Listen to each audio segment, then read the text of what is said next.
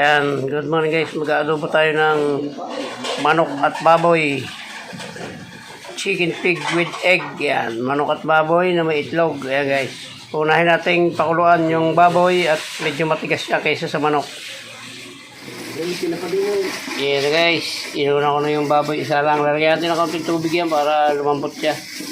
Mamaya natin susunod to yung ating manok. Kaya tatakpan na natin guys para lumambot. Ito guys, ilalagay na natin yung ating manok para pamantay ng lambot niyan.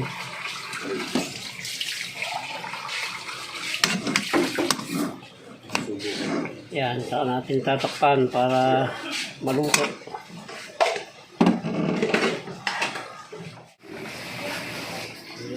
Yan guys, pwede na yan. Hanguin na natin yan at hiwalay natin yung laman at saka yung sabaw at gigisahin na natin yan. Ayan, lumabas na yung mga mantika niya pati.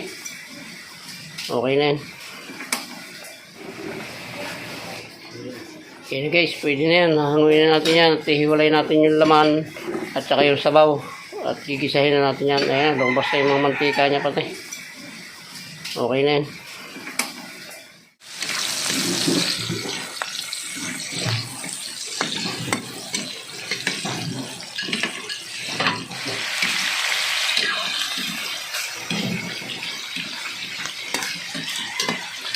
Okay guys, pupulayin muna natin ng kaunti bago natin ibalik yung kanyang sabaw. Lalagyan natin ng kaunting oyster sauce yan.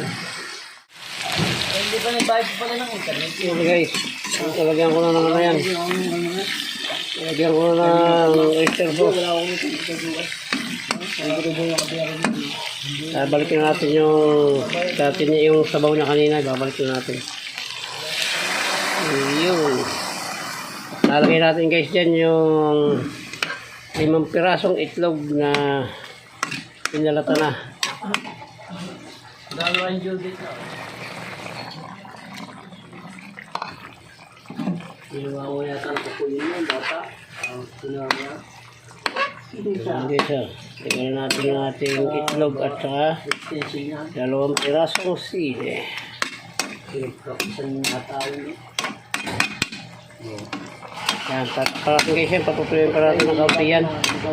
Pero luto na ito, kanina pa ito nakasalang. Pababayin pa natin ng kaunti yung sabaw. Tikman ko muna pala.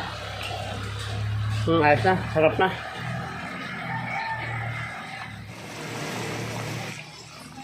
Ayan na guys, lumabas na lahat ang kanyang mantika na yan. Okay na ito guys, yan. Muli po ay maraming salamat sa inyong lahat sa pagsama sa akin sa pagluluto nitong ating chicken pig adobo with egg. Ayan guys, ayan, muli po ay hanggang dito na lang po at mabuhay po kayo, mabuhay tayong lahat. Hanggang dito lang po, bye-bye na po. I love you all.